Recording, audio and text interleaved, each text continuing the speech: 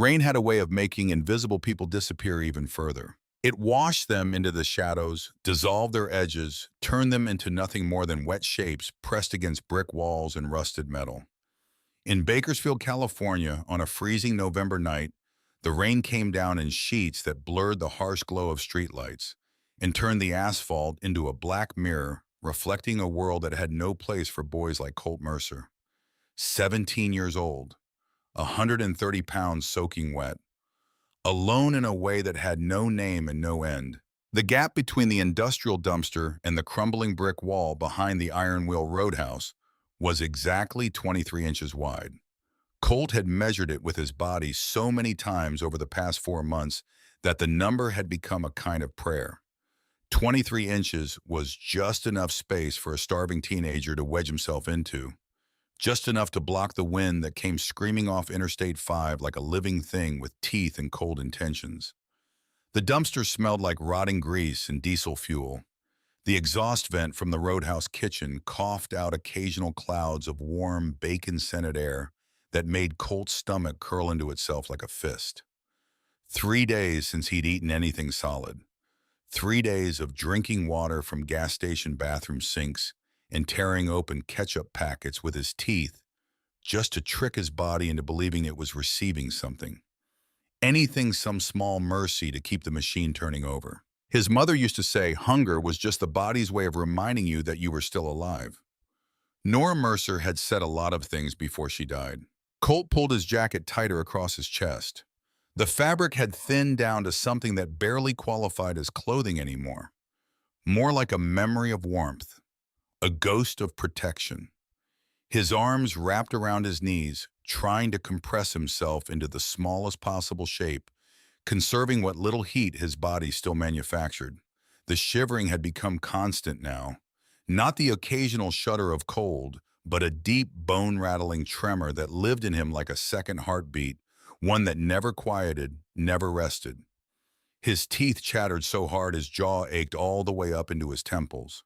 Hypothermia did not announce itself with noise. It crept in without announcement, quietly, incrementally, until one day the numbers were too large to ignore.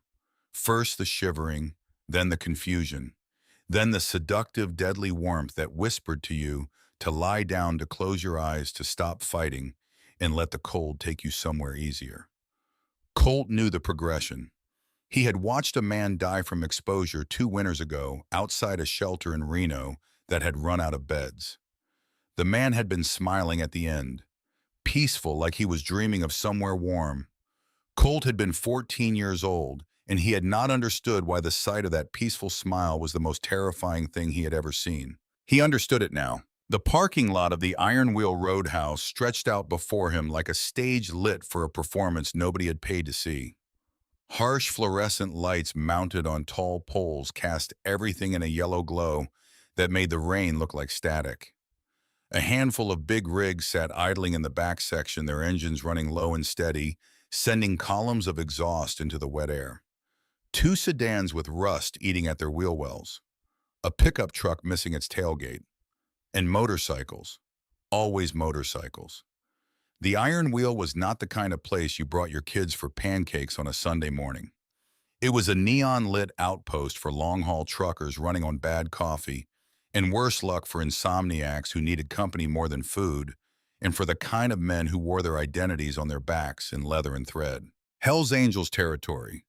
Colt had learned to read patches the way other kids learned to read street signs. The winged death's head. The MC rocker curved above. The bottom rocker naming the charter below. Bakersfield. Oakland. Fresno. Riders came through sometimes from as far as Nevada, from the desert towns, where the heat baked the pavement in summer and the cold cracked it in winter. But the Bakersfield charter owned this ground, and their president owned the Bakersfield charter. His name was Victor Decker Holt. Nobody called him Victor. Nobody called him anything but Decker, and they said it the way you said the name of something that commanded respect, the way gravity did not because you chose to give it, but because the alternative was falling. 6'4" and built like something carved from Norwegian granite, with broad shoulders that barely fit through standard door frames, and hands so large they made a beer bottle look like a toy. His hair was dark blonde, going gray at the temples, his beard braided in the old Norse style his grandfather had taught him. His eyes were the precise blue of glacier ice in deep winter. And when those eyes settled on a man, the man tended to feel the temperature in the room drop several degrees. He moved through spaces the way certain weather systems moved, with the quiet certainty that everything in the path would adjust accordingly. Colt had watched him from the shadows for 4 months. Watched the way other men stood straighter when Decker entered a room, even an outdoor room, even a parking lot at midnight. Watch the way conversations shifted, the way laughter softened, the way every man in the vicinity oriented himself slightly toward the president, drawn by something they couldn't name and didn't need to. Decker Holt did not ask for respect. He did not perform authority or manufacture presence. He simply existed, and his existence was sufficient. His wife was Vivian. Everyone called her Viv. 48 years old with blonde hair she wore pulled back in a no-nonsense ponytail, in a jawline that looked like it had been set against a great many difficult things and had never once flinched. She wore her leather jacket the way soldiers wore their uniforms, not as decoration, but as declaration. Her eyes were sharp and gray and missed nothing. She carried herself with the particular gravity of a woman who had built herself out of hard experiences and refused to apologize for the person that process had produced. The club's vice president was a man named Harlan Voss. Dark hair, slick back, expensive boots. The kind of man whose smile always arrived half a second before his eyes caught up with it.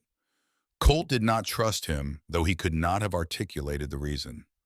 Just instinct. The same low animal instinct that told you when a stretch of sidewalk was dangerous before you could identify specifically what was wrong about it. Boone Keller served as sergeant-at-arms, a face that looked like a map of old violence, broad and deeply scarred with close-cropped gray hair, and a posture that communicated absolute readiness at all times. When Boone moved, men moved. When Boone was still, men paid attention to what had made him still. Doc Whitmore was the club's medic.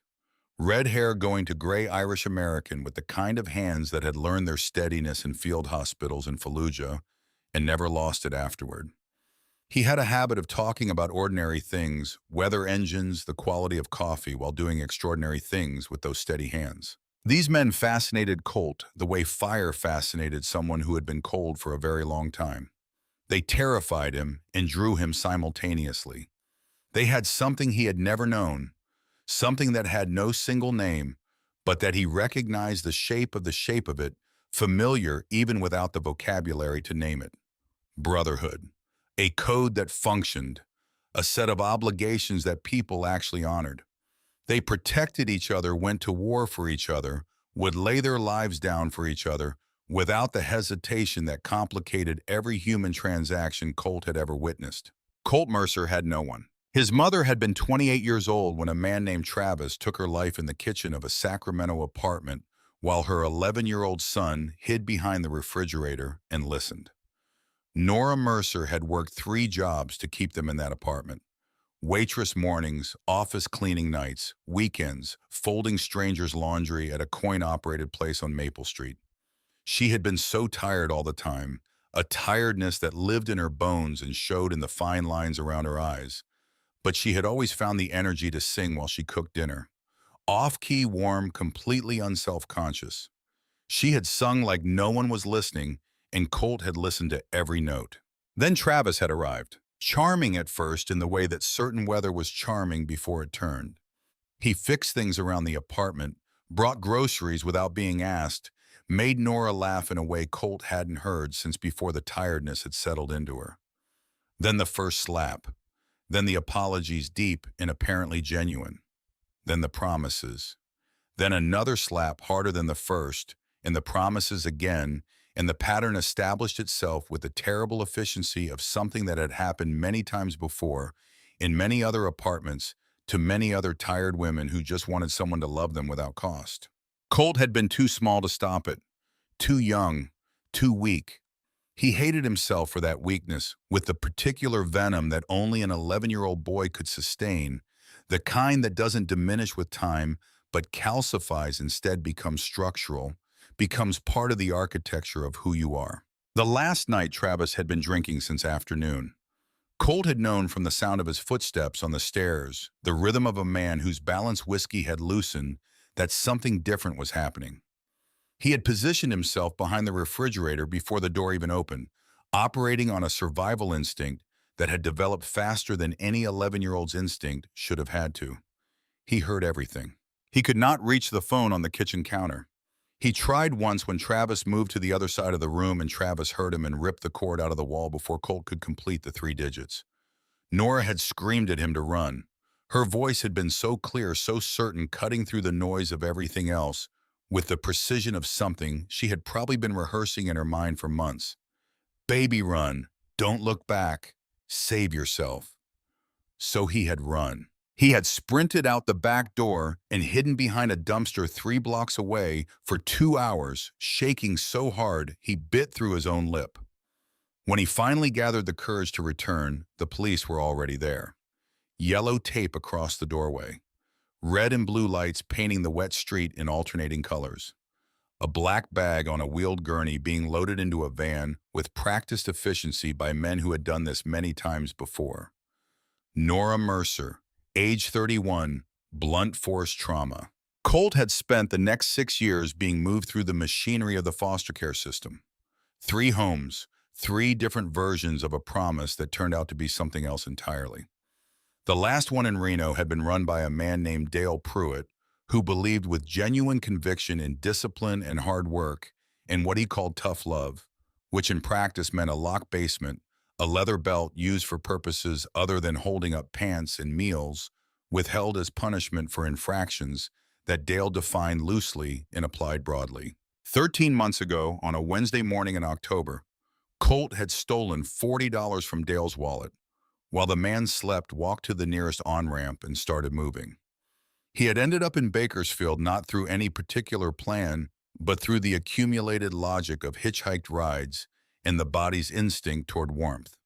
He had been invisible ever since. Being invisible meant learning to exist in the spaces between other people's attention. The gap beside the dumpster, the back corner of the library after school hours when the librarian stopped checking, the underpass when the temperature dropped below 40. Invisibility was a skill like any other, and Colt had developed it with the dedication of someone whose life depended on the practice, which it did. 4 months ago, he had found the Iron Wheel Roadhouse in the gap beside the dumpster in the kitchen exhaust vent that breathed warm air into the cold, and Pete, the overnight cook, who had silver hair and a permanent scowl, and sometimes left a takeout container of cold fries and half a burger near the back door when the manager wasn't watching. 3 days ago, the manager had caught Pete doing it. There had been a confrontation that Colt had watched through the kitchen window. Voices rising and falling, Pete's jaw set hard and the manager's finger pointing. The containers had stopped appearing. The back door stayed locked. And the hunger that was already a constant companion had sharpened into something more urgent, something with edges. Colt watched the roadhouse entrance from his gap. Past 2 in the morning now. The overnight crowd, which was barely a crowd at all. A trucker came out with a styrofoam cup collar turned up against the rain, climbed into his rig without a glance in any direction that might have included Colt. Invisible. Still invisible. He was thinking about his mother singing. The specific songs she had chosen, the country ones, mostly old recordings she played on a small speaker she'd had since before Colt was born. He was trying to remember the words to one particular song she had loved, something about a river. Something about coming home when the Cadillac Escalade turned into the parking lot. Black, clean, moving with the quiet authority of something that knew where it was going and was not interested in being noticed. It pulled to a stop directly beneath one of the flickering pole lights near the roadhouse's side entrance, and the engine cut off and the driver's door opened. Vivian Holt stepped out. Even from 40 feet away, Colt felt the wrongness before he could name it. The name came a half-second later, assembling itself from 4 months of patient observation. Viv moved with her usual purpose, shoulders square, eyes already scanning the lot, her black leather jacket over a dark turtleneck. But she was alone. She was alone. In 4 months of watching, Colt had never seen Vivian Holt arrive at the Iron Wheel alone. Not once.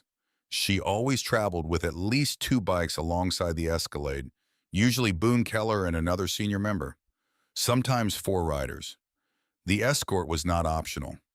The escort was structural, as fundamental to how she moved through the world as the jacket and the posture and the eyes that missed nothing. Tonight, there was no escort. Viv reached back into the Escalade and pulled out a silver Halliburton briefcase. The way she carried it, the slight adjustment of her stance to compensate for its weight, told Colt it was heavy with something important. She closed the Escalade's door and turned toward the roadhouse entrance. The briefcase in her left hand, her right hand held loose near the pocket of her jacket. Ready. The Dodge Charger came in from the access road to the north. Headlights off. Colt saw it before he processed what he was seeing, the way certain warnings register in the body before the brain catches up. The Charger moved like nothing looking for a parking spot moves. It rolled with a slow, deliberate, predatory patience, angling to position itself between the Escalade and the exit, cutting off retreat before the target had registered the threat. 2 men stepped out, dark raincoats, baseball caps pulled low. They did not look at the lit windows of the roadhouse where someone might see their faces. They moved in the synchronized way of people who had rehearsed this, who had done this before, who were not improvising. They moved directly toward Vivian Holt. Viv turned, saw them instantly. Her right hand dropped smoothly toward her jacket pocket, and her face hardened into something that was not fear. Whatever it was the opposite of fear. It was the look of a woman who had spent decades living in a dangerous world and had always understood with clear eyes what that world was capable of. She was not surprised. She was not helpless. She was simply outmatched, and she knew it, and she met that knowledge without flinching. The man on the right raised his arm. The weapon had a suppressor attached to the barrel, matte black, professional grade, the kind you did not purchase through conventional means. The shooter's feet were shoulder-width apart. His elbow was straight. His head was down behind the sights. He had done this before. He was calm in the way that only very dangerous people and very dangerous things could be calm, with the total stillness of something that had already decided what was going to happen. Viv drew her own pistol from her jacket pocket, compact and quick, but the geometry was wrong. The shooter had the angle, had the drop, had the fraction of a second that separated everything from nothing. Her weapon was coming up, and his was already there, already aimed at the center of her chest, and there was not enough distance and not enough time. Colt pressed himself deeper into the gap. Every survival mechanism he had developed across 17 years of hard living screamed the same instruction. Stay hidden. Stay invisible. This is not your problem. These are not your people. You are 17 years old and starving, and your body is running on the last fumes of the last reserves it has. And if you move, you will die, and nobody will know your name, and nobody will care, and the world will continue turning exactly as it has always turned. He saw his mother. Not a memory, not a flash, something more immediate and more insistent than memory. He saw Nora Mercer in the corner of that Sacramento kitchen, blood on her lip, eyes wide with terror, and with something else underneath. The terror, something like resignation.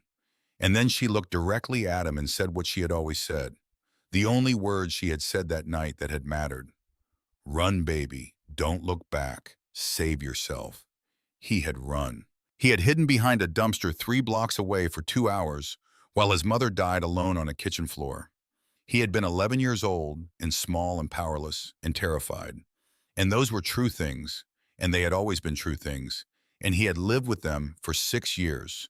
The way you live with something lodged in your chest that couldn't be removed, learning to breathe around it, learning to function with a permanent ache. But he was not 11 years old anymore. The tire iron was half buried in the weeds beside the dumpster's solid steel, 3 feet of cold weight. Colt did not remember making the decision to reach for it. He was simply reaching, and then it was in his hands, and the weight of it was real and cold and irreversible, and the decision was already made, had been made in some part of him that predated conscious thought. He did not yell. A yell would give him away, would alert the shooter, would reduce his only advantage, which was that nobody in that parking lot had any reason to expect a ghost to materialize out of the darkness. He ran, 30 feet between the gap and the shooter's position. His worn sneakers hit the wet pavement with a sound that was swallowed by the rain and the wind and the low idle of the trucks in the far end of the lot. His lungs burned. His legs weakened by 3 days of nothing threatened to buckle with each stride. The cold air hitting his face was like running into a wall that kept moving back, always just ahead of him, always one more stride away. The shooter had his eye on Viv.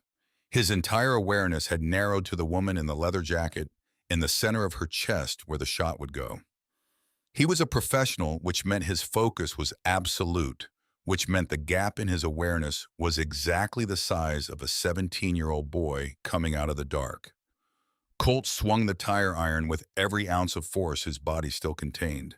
He aimed for the extended arm, the one holding the gun, the one that was about to end Vivian Holt's life in a parking lot in Bakersfield on a night when she had made the mistake of traveling alone, which she would not have made if someone she trusted had not arranged for her to make it.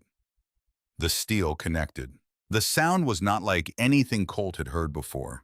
A crack that was partly metal and partly something organic and structural.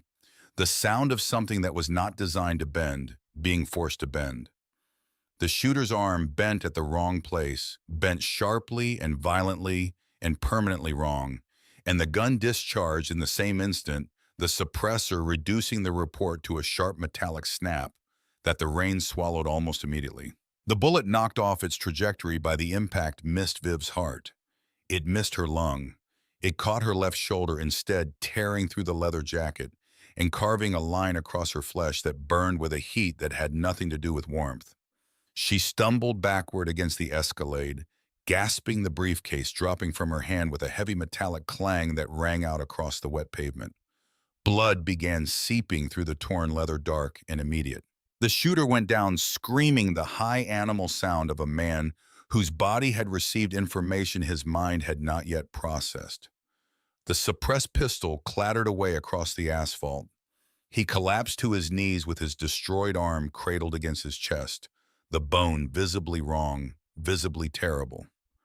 The second man reacted. He was large, over 6 feet, built with the density of someone who had spent years in situations that required that kind of density. He did not hesitate, did not assess, did not calculate. He simply moved directly and immediately with the explosive efficiency of professional training brought to bear on a target that had appeared without warning and needed to be eliminated. His fist caught Colt on the side of the head. The world disappeared. Not gradually, not with warning. One moment there was rain and pavement and the sound of the shooter screaming and the smell of wet asphalt. And then there was a white detonation behind Colt's eyes and nothing. And then there was the ground rushing up to meet him and the impact of it hitting every part of him at once. And then there was the pain arriving in waves, his ribs reporting in first with a sharp, stabbing wrongness that made breathing an act of deliberate will. 3 of them, he would learn later. 3 cracked ribs. He tried to push himself up. His arms would not cooperate. The rain hit his face and ran into his eyes and mixed with the blood coming from a gash above his left eyebrow, blinding that eye entirely, reducing his vision to a narrow tunnel of blurred yellow light and dark shapes moving against the wet ground. He could hear a voice, clear through the fog, cutting through the ringing in his ears. "Kill the kid. Get the case." Colt tried again to rise, made it to his hands and knees. The pavement was cold and rough against his palms, and he could feel the skin tearing, but could not feel the pain of it, specifically because the pain was everywhere, and his body had begun the process of triage routing, awareness away from the minor damage to conserve resources for the larger emergency of simply remaining conscious. He was not going to make it back to his feet. Heavy boots on wet pavement approaching. The second man moving toward him with the methodical patience of someone who had already assessed the situation and arrived at its conclusion. Colt could see the shape of him through his one clear eye, large and dark against the yellow light, reaching inside his coat for something. A knife, long blade, serrated along the back edge. He watched it come out with a strange clarity, the way the mind sometimes focused with perfect precision on the thing it could not stop. The man stepped over his injured partner without looking down, without breaking stride, his attention entirely on Colt, and there was nothing in his face that suggested this was difficult for him. Nothing at all. Hey, the word cracked across the parking lot like something breaking. The man with the knife stopped. Vivian Holt was leaning against the Escalade with her left arm hanging useless at her side and blood soaking through the sleeve of her jacket and running down her wrist and dripping from her fingers onto the asphalt in a steady dark rhythm. Her face was the color of wet ash. Her left hand could not have held a weapon if she had tried. Her right hand was completely steady. The compact pistol was level with the man's face, aimed with the precision of someone who had been in difficult situations before and had learned through hard experience that the only thing that mattered in a difficult situation was what you did with your hands. Her eyes were not afraid. They were cold and absolutely certain and entirely willing. You take one more step toward that boy, Viv said, and I will put a round through your left eye. I have been shot and I am angry and my hands are not shaking. Please give me a reason. The man looked at the pistol, looked at his partner who was still on the ground, still making sounds, his shattered arm held against his body like something that needed protecting from the outside world. Looked back at the pistol. The math had changed. They had come with surprise and professional advantage and a clear plan, and none of those things were operational anymore. The suppressed shot, however quiet, had reached ears it was not supposed to reach.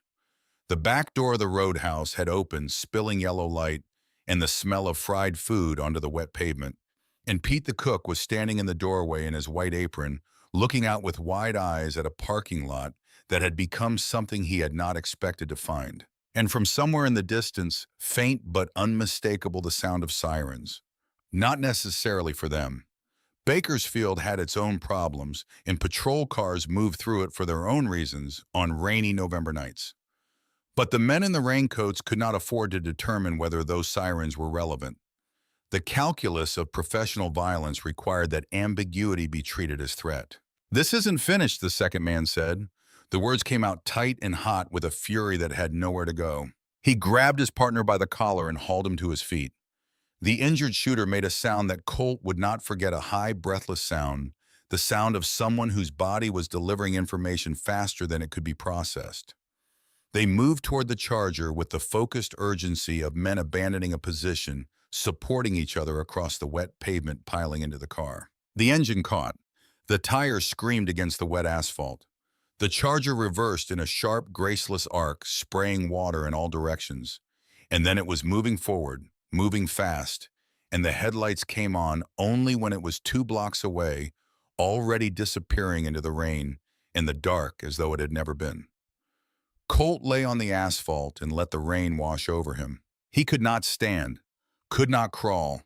His body had spent everything it had and had gone into deficit, and the cold that had been creeping in for hours was now advancing without resistance, moving into the spaces that the adrenaline had temporarily heated and reclaiming them. He was aware that he was in serious trouble. He was aware in the distant, clinical way that the body sometimes processed extreme situations from far away, as though he were watching himself from the other side of the parking lot. He tried to crawl toward the shadows anyway, back toward the gap, back toward invisibility. Old habit, old instinct. Footsteps, not the heavy ones. Soft, steady, deliberate. Vivian Holt knelt beside him on the wet pavement. She did not appear to notice or care that the water was soaking through her pants, that the blood was still dripping steadily from her fingers, that she had a wound that needed attention. She placed her warm hand against Colt's cheek, and the warmth of it was so distinct from everything else, from the cold of the asphalt, and the cold of the rain, and the cold that had moved inside him and made a home, that had stopped him completely. Stopped the crawling. Stopped the instinct toward invisibility. He looked up at her. "Don't move," she said. Her voice had dropped all of its edges. The hardness was gone, the combat readiness, the cold certainty. What had replaced it was something he had not expected to find on the face of a woman like Vivian Holt. Something fierce and maternal and overwhelming.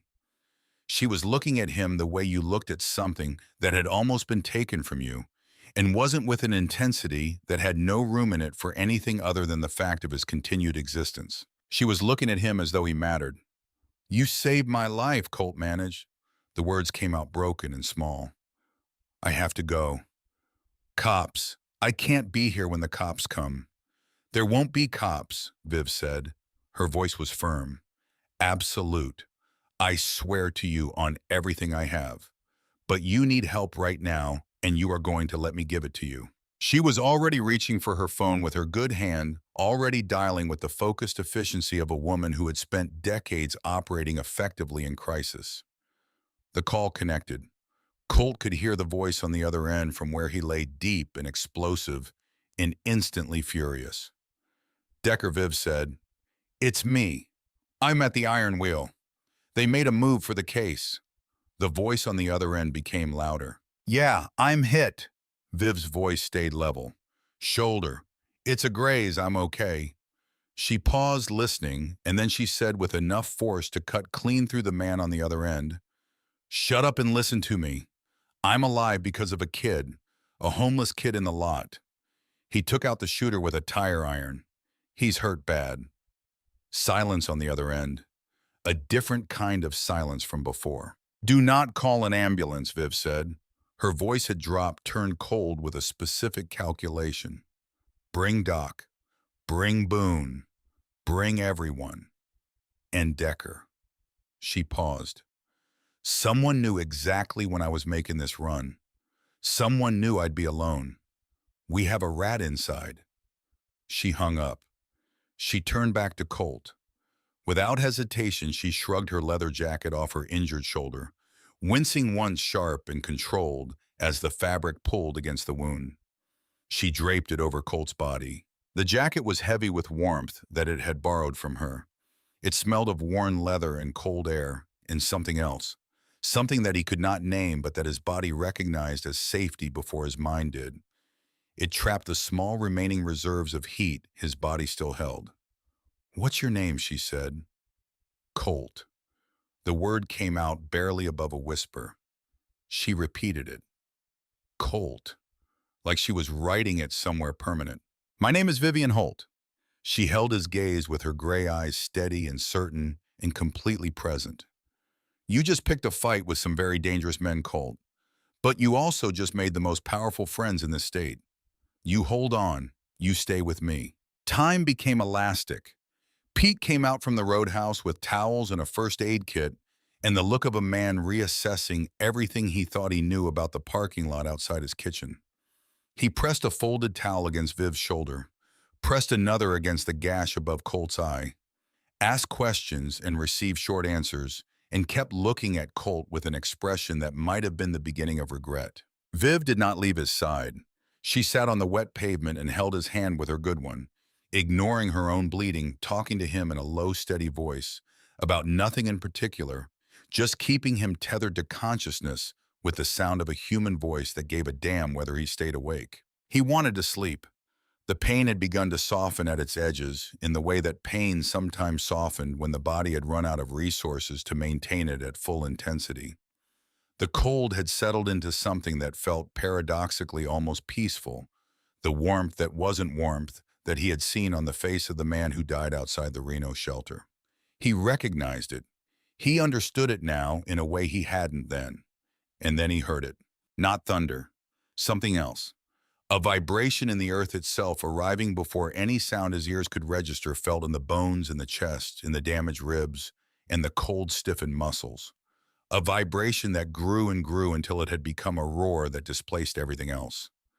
The rain, the wind, the distant sirens, all of it swallowed by a sound so vast and sustained and primal that it did not seem like a thing machines could make. He forced his eyes open. Headlights. Not a few. Not a dozen. A river of them pouring off the Interstate 5 exit ramp and down the access road toward the Iron Wheel Roadhouse in a continuous flood that did not end, that kept coming, that filled the street and the lot and the surrounding blocks with the concentrated thunder of hundreds of engines running at full voice. They came like a tide. They came like a verdict. 800 motorcycles, maybe more chrome, catching the streetlights. Engines filling the November night with a sound that was less like noise and more like weather, like something the earth itself was producing from somewhere deep below the asphalt. They blocked the entrances. They shut down the street. They formed a perimeter around the parking lot with the efficient precision of men who understood that protecting something sometimes meant surrounding it completely. The engines died almost simultaneously. The silence that followed was somehow louder than the roar had been. 800 men standing in the rain, waiting. A figure dismounted from a blacked-out road glide at the center of the formation and walked through the parting crowd with the unhurried deliberateness of a man who had never once in his adult life needed to hurry because the world had always been willing to wait for him. Decker Holt. He walked through his men and they moved aside without being asked, without being told, in the instinctive way that people moved aside for something large and certain and moving with clear purpose. His eyes found Viv first, took in the sling, the blood, the ruined jacket. Something moved through his face, controlled and immediate. Then his eyes moved to the figure on the ground, wrapped in his wife's jacket, small and broken and barely conscious. He crossed the remaining distance and crouched down beside Colt, and up close he was even larger than the distance had suggested. His hands, when he rested one on Colt's shoulder, were enormous and warm and utterly steady. Colt looked up at him.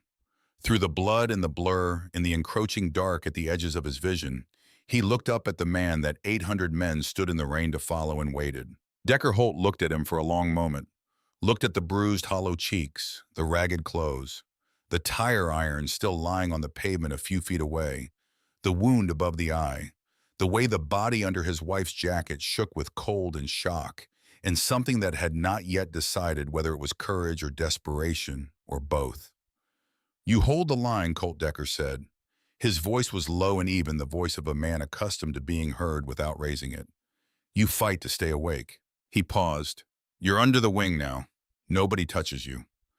Behind him, 800 men stood in the rain and said nothing and waited, and the only sound was the rain on 800 leather jackets and the distant settling of 800 engines going cold. And somewhere in the dark above the parking lot, the clouds had begun slowly to break apart. Warmth was the first thing that returned. Not all at once. It came back in layers, the way feeling returned to a limb that had gone numb, gradually, unevenly, with a quality of strangeness that made the ordinary remarkable. Heat from somewhere above.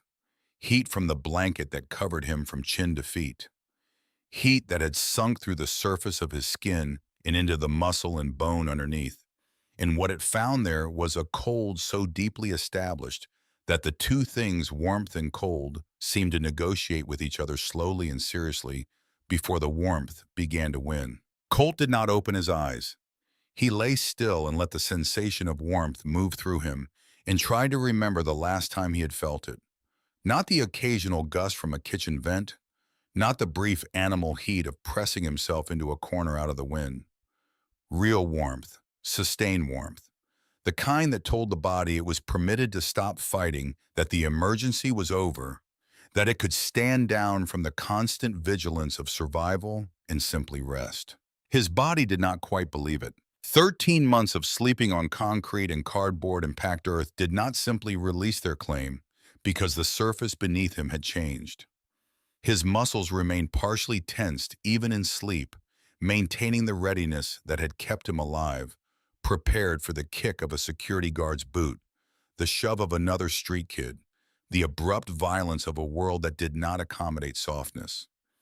Even now, surfacing toward consciousness, some deep layer of him was already scanning, cataloging, preparing to move. He made himself stay still. The ceiling was wood-paneled with exposed beams running its length. The walls were the same, warm and dark, hung with framed photographs and mounted pieces of chrome and vintage iron that caught the morning light coming through a window to his left. A single window curtained in heavy canvas, admitting a pale gray light that suggested early morning, that particular quality of November light that never quite committed to being fully present. The mattress beneath him was the deepest thing he had ever slept on. This thought arrived with a simplicity and completeness that nearly undid him. He had slept on a mattress that deep and soft before. He must have. Some residual memory from before the Sacramento apartment, before the foster homes, before the last 6 years, had stripped away anything resembling comfort. But he could not locate the memory, and its absence made the present sensation feel like something he had never earned. Something borrowed, something that might be taken back before he finished understanding it. He turned his head slowly. The movement sent a wave of dull pain through his skull, manageable, the remnant of something that had been sharper.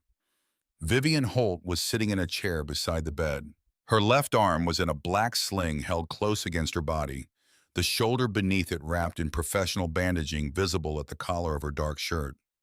But she looked clean and rested in the way that people who were accustomed to absorbing difficult things and continuing forward looked, rested, not untouched by what had happened, simply not stopped by it.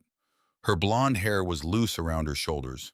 She held a mug of coffee in her right hand, and she was watching him with gray eyes that held no judgment and no pity and a great deal of attention. "Where am I?" Colt said. His voice came out rough, uncertain, like something that had not been used in a long time. Viv leaned forward and put a glass of water with a plastic straw on the blanket near his hand. "The compound," she said. "Bakersfield Charter Clubhouse. You've been out for almost 14 hours. Colt drank. The water was cool and clean and reached all the way down through him, loosening something along the way. He drank until the glass was empty, and then he lay still, looking at the ceiling, letting the information settle. 14 hours. The longest he had slept in over a year. The longest he had been genuinely warm, and longer than he could accurately calculate. He tried to sit up. The ribs reported in, immediately sharp and unambiguous, and he made a sound that embarrassed him and dropped back against the pillows before the movement was half complete. 3 of them, Viv said without inflection. "Doc Whitmore taped them last night. You need to not do that for a while." From the doorway, a voice. "The men in the Charger are no longer a concern." Decker Holt stepped into the room. He still wore his vest, the president patch over his heart, the death's head on his back. His blonde beard was braided, and he crossed to the foot of the bed and stood there with his massive arms folded across his chest, studying Colt with the considering patience of a man accustomed to taking accurate measure of things quickly. "The men in that Charger worked for a crew out of Las Vegas," Decker said. "They came up here under contract to deliver a specific result, and they failed to deliver it, and the people who contracted them have been made to understand that sending another team to Bakersfield would be a significant error in judgment. They will not be sending another team." He paused. "The only reason I am not burying my wife today is because a 17-year-old kid with 48 hours of nothing in his stomach picked up a piece of scrap metal and made a decision." Decker's voice did not change in pitch or volume. It simply carried more weight the way certain quiet things carried more weight than loud ones.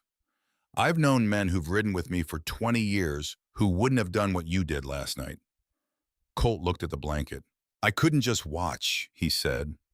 The words came out small and inadequate for the thing they were trying to describe. "It wasn't a plan. I just couldn't." Decker nodded once slowly, the nod of a man having something confirmed rather than learning something new. He reached into the breast pocket of his vest and produced a small pin. Enamel, red and white, the number 81. He set it on the bedside table with a deliberateness that made the small sound of it touching wood feel significant. Then he reached into the side pocket of his vest and removed a ring of keys. Heavy, substantial 3 keys on a plain steel ring. He placed them on the blanket over Colt's legs. "There's an apartment above our custom shop on the south end of the property," Decker said. "It's warm, it's stocked, and as of this morning it belongs to you. When Doc clears you, you start an apprenticeship under our head mechanic. You'll learn engines. You'll earn real wages." He paused and his voice dropped slightly, not softer, but more direct, more personal, the way voices went when carrying something that mattered beyond the words themselves. "You are not sleeping on concrete again. Not while I'm breathing." Colt stared at the keys. His brain could not find the appropriate response. Nothing in 13 months of life on the streets and 6 years before that in the system had equipped him for this particular moment. The keys were just keys, steel and brass, but they represented something that had no equivalent in his experience. A door that was his, a space that was his, a place in the world with his name attached to it. He felt the heat behind his eyes before he could stop it. "Anyone who looks at you wrong answers to me," Decker said. He held Colt's gaze for one more moment and then looked at Viv, and something passed between them in the way of people who have shared enough of a life that whole conversations can be compressed into a single exchanged glance. Then he walked out. Colt lay in the warmth and looked at the ceiling and let the tears come without fighting them because he did not have the resources to fight them, and because there was no one watching now except Viv. And Viv did not appear to be a woman who would hold it against him. She didn't say anything. She just handed him a box of tissues and refilled his water glass and let him take whatever time he needed. That was the beginning. Doc Whitmore came in an hour later with the brisk efficiency of a man who had assessed a great many injuries in a great many conditions and had long since stopped finding any of it remarkable. He checked the rib taping, examined the stitched gash above Colt's left eye, ran a penlight across his pupils, asked him several questions, and declared that he would live, which he said without particular drama as a simple statement of confirmed fact. The concussion needed rest. The ribs needed time. The malnutrition needed food consistently in amounts that increased gradually because a stomach that had been running on nothing for 3 days did not simply welcome a full meal without consequence. Doc Whitmore had learned medicine in places where the learning was accelerated by necessity in Fallujah and the desert forward operating bases of the early years of the war, and he had the directness that came with that education. He told Colt what to do and expected it to be done, and there was a quality to his expectation that made compliance feel less like obedience and more like a reasonable response to someone who actually knew what they were talking about. Over the next 3 days, the compound revealed itself to Colt in layers. It was a fortress from the outside, high perimeter walls topped with security hardware guard posts at the vehicle entrance and the pedestrian gate cameras covering every approach. From the inside, it was something else. A small working world. A community of interconnected buildings arranged around a central courtyard, the main clubhouse with its war room and chapel, and common spaces, the custom motorcycle shop and its outbuildings, the apartments and residential structures where members and their families lived on the property. The smell of the place was coffee and engine oil and leather and wood smoke, and it became familiar to Colt faster than any environment he had inhabited in years because it was consistent, because it was the same each morning, because it did not change without warning. Men nodded at him in the courtyard. Senior members, prospects, associates who moved through the compound on the club's various legitimate and less legitimate business. The nod was a specific thing, not the polite acknowledgement of strangers, something more considered.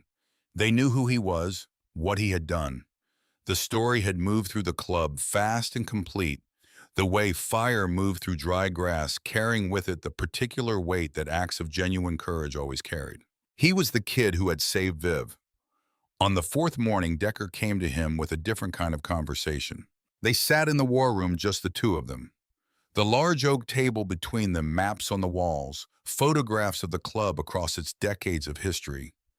The space had a weight to it, the accumulated presence of the decisions that had been made within it, and Colt sat in it with the careful posture of someone who understood that he was in a place that mattered and was trying to be equal to the occasion. "Tell me about your people," Decker said. Colt looked at the table for a moment. This was not information he distributed. For 13 months, it had been part of the protective coloring of survival, the erasure of personal history, the reduction of himself to a set of immediate practical needs with no background and no context. History made you vulnerable. History was something people could use. But Decker Holt was looking at him across the oak table with those glacier eyes, and there was nothing in the look that suggested predation or leverage. There was something else, something Colt did not have an immediate name for, an attentiveness that felt less like interrogation and more like recognition, like a man looking for something specific and almost certain he had found it. "My mom died 6 years ago," Colt said. "Her name was Nora. Domestic violence. Her boyfriend beat her to death in our kitchen while I hid behind the refrigerator and didn't stop it. He said it the way he always said it when he had to say it at all flat and clinical, because that was the only register in which he could say it without it opening something he couldn't close again in public. I called 911, but he got to the phone before the call connected. She told me to run. I ran. When I came back, she was gone. Decker listened without moving. Your father, Decker said. Never knew him. Colt's hands were still on the table in front of him. Mom said he was a good man who died before I was born. She didn't talk about him much. She said he rode with lions, that he would have loved me. He said it without thinking. The phrase was so old, so embedded in his memory from the handful of times Nora had said it, usually late at night when she was tired and her guard was lower than usual. He rode with lions, baby. He was that kind of man. Decker went very still. It was not the stillness of someone caught off guard. It was the stillness of someone absorbing information that they had suspected might be coming and had not entirely prepared themselves for regardless. Something moved through those glacier eyes.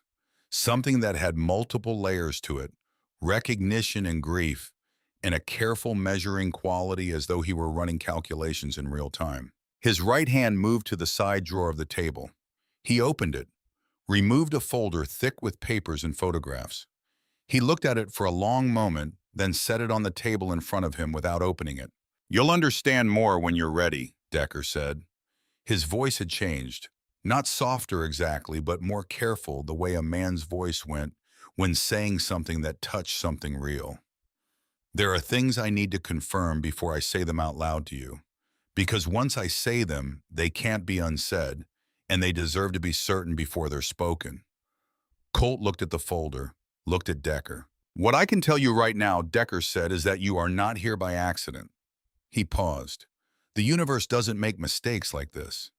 You in that parking lot on that specific night, some things find their way home.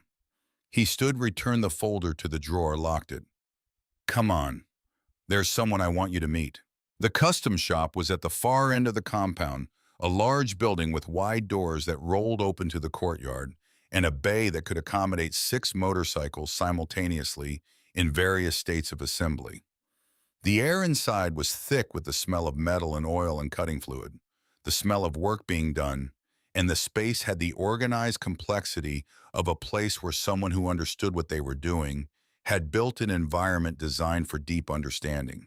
10 bikes in various states, some stripped to frames, some nearly complete. Vintage machines alongside modern ones, each receiving the same level of attention, the same quality of focus. The man standing at the main workbench was in his mid-60s with thick gray hair pulled back in a ponytail and forearms covered in faded blue tattoos, dense and specific, and earned rather than decorative. His face had the permanent weathered quality of someone who had spent decades in close proximity to difficult work, and the scowl it wore appeared to be a structural feature rather than an expression, the default position of a face that had considered the world carefully and arrived at measured skepticism. Sully Greer, best mechanic west of the Mississippi, Decker said. He built my road glide from the frame and he's been keeping it honest ever since. If it has a combustion cycle, Sully can diagnose it by ear alone. Sully grunted, set down his tool, wiped his hands on a shop rag that was already well past its capacity to clean anything, and looked at Colt with the direct, unhurried assessment of a man who had hired many apprentices over the decades and had a highly calibrated sense of how quickly he could tell whether one was worth the time. You know bikes, he said. It was not precisely a question. No, sir. Colt met his eyes. But I learn fast, and I want to learn. Sully was quiet for a moment. His gaze moved over Colt's hands, still bearing the half-healed abrasions from the parking lot pavement, and something in the quality of his attention sharpened slightly. Hand me that torque wrench, he said, the one with the red handle. The pegboard behind the bench held 40 or 50 tools organized by type and size in a system that was internally logical once you understood its logic. Colt's eyes moved across the shapes.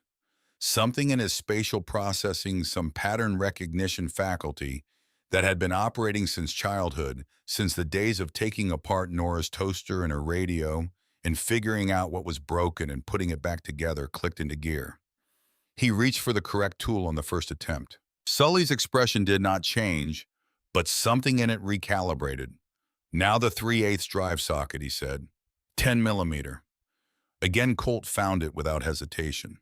The socket was where the logic of the organization said it should be, and the logic spoke to something in him that felt less like knowledge and more like recognition. Sully took the socket, turned it over in his fingers, looked at Decker with a look that communicated something between them that Colt was not supposed to fully decode. "Kid's got hands," Sully said. "Natural hands." Then he looked back at Colt. "You ever take anything apart?" he said. "My mom's toaster and her radio. She couldn't afford to replace them when they broke, so I'd open them up and figure out what was wrong. I fixed her electric fan 3 times. He paused. "I liked it. Figuring out why something stopped working." A silence that meant recalibration settled over the shop. "You heal up," Sully said. "Then you come back here. We start with oil changes and brake pads, and we work our way up.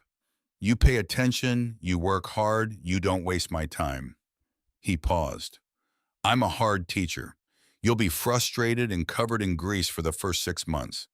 But if you can actually learn, I'll teach you everything there is to know." Colt felt something bloom in his chest, small and fragile and entirely unfamiliar. The sensation of a future, the sensation of something to move toward rather than simply something to move away from. "Thank you," he said. "Don't thank me yet," Sully said, and turned back to his workbench with the air of a conversation concluded.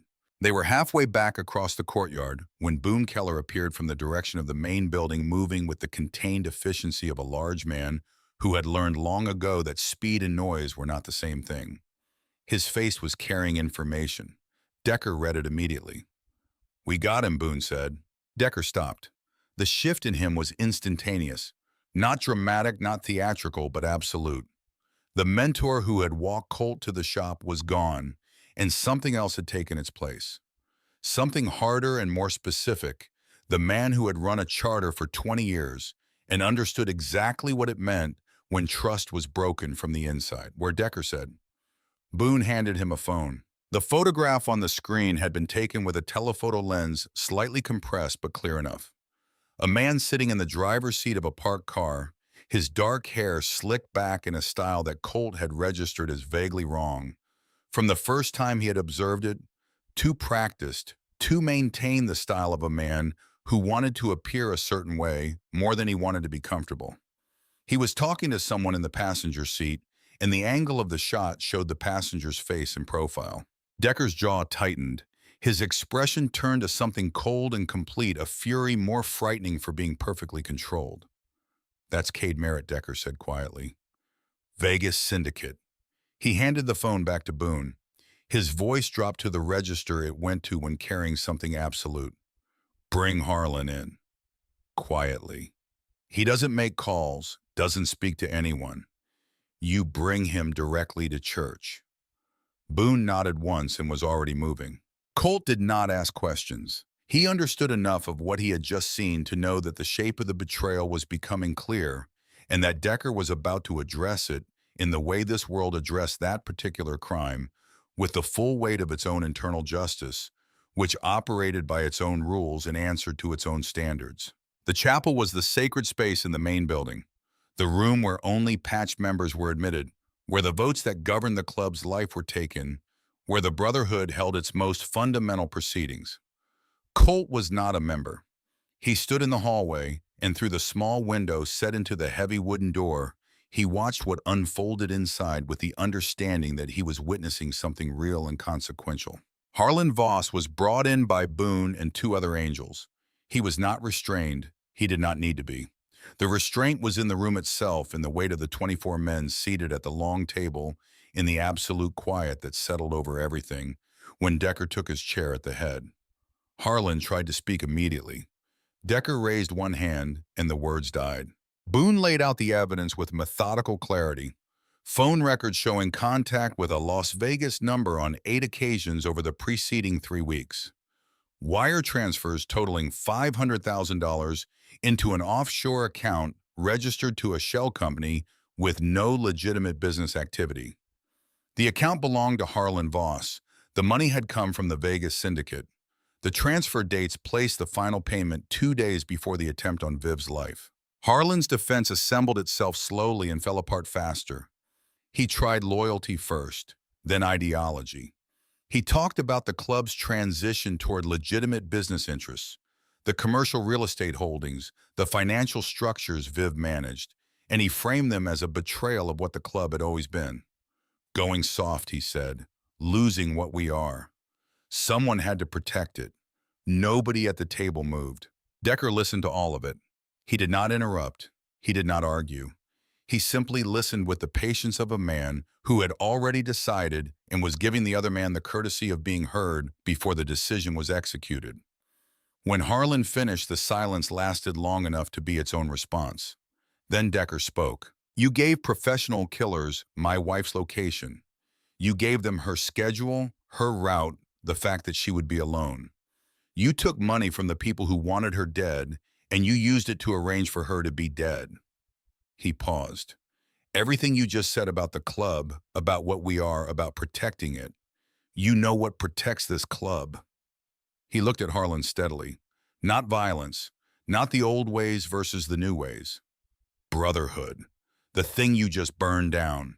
The vote was called. Not a single hand rose in Harlan's defense. Excommunication total and immediate. The patches came off his vest with knives cut away at the table, the leather falling to the floor with the finality of something that could not be reattached. The colors that represented membership identity, belonging, all of it removed in under 2 minutes, while Harlan sat with a face that had gone the color of old concrete. It was not death. In some ways, it was worse. To be erased from the only world that had given you definition, to be cast out of the brotherhood that had been the structure of your life, to walk back into the civilian world without the identity that the vest had provided. Colt watched through the window and felt the weight of it, and understood for the first time in a fully physical way what the club represented to the men who belonged to it and what it cost to lose it. Harlan Voss was walked out of the compound an hour later, beaten not to the edge of medical emergency, but to the edge of it, the calibrated consequence of men who understood the difference between a message and an execution. Loaded into a van and driven to the edge of territory, to the invisible line where Bakersfield ended and the open road began, and left there with one instruction. Deliver the message to Cade Merritt. Tell him it didn't work. Tell him what it cost. Colt was sitting on the steps outside the main building when Viv found him. She sat down beside him with the careful movement of someone managing an injury, lowering herself onto the step and settling her sling against her body. She looked at the courtyard, at the late afternoon light going gold across the flagstone, and the park bikes and the compound walls, and she did not speak immediately. You okay, she said eventually. Colt thought about it. I've never seen justice like that before. Because you've been living in a world where justice is for other people. Viv's voice was even carrying the conviction of someone who had seen both worlds and understood what distinguished them.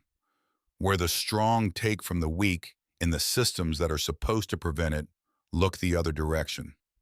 She paused. This world is different. Not perfect, but different. We take care of our own. We protect what matters. And when someone breaks that trust from the inside, there are consequences that are real and immediate and applied by the people who were harmed. She put her good arm around his shoulders and he let her, because the instinct to pull away from contact had lost some of its insistence over the past 4 days, loosened by warmth and food, and the gradual accumulating evidence that not every touch was a precursor to something worse. You saved my life, she said. That makes you family, and family protects family. Always. They sat together until the light went flat and the cold came back into the air, and the compound settled into its evening rhythms around them. Men moving between buildings, engines turning over briefly, and cutting off the smell of food coming from the main building's kitchen. Colt sat in the middle of it and let it be real. Let it exist without bracing for its removal. He was thinking about the keys in his pocket, the apartment above the shop, the torque wrench with the red handle and the way his hand had found it without being shown. He was thinking about what Decker had said in the war room, the folder he had opened, and closed the words he had spoken with the careful precision of a man choosing them deliberately. Some things find their way home. He was about to ask Viv what she knew about it when Boone's radio crackled. The sound cut through the evening quiet with the quality of information that changes the nature of a situation. Boone was standing 20 feet away near the main entrance, and Colt heard the fragments of the transmission static, broken but clear enough. Movement, multiple vehicles, coming from the south. Boone's face did not change in the way civilian faces change when they received alarming information.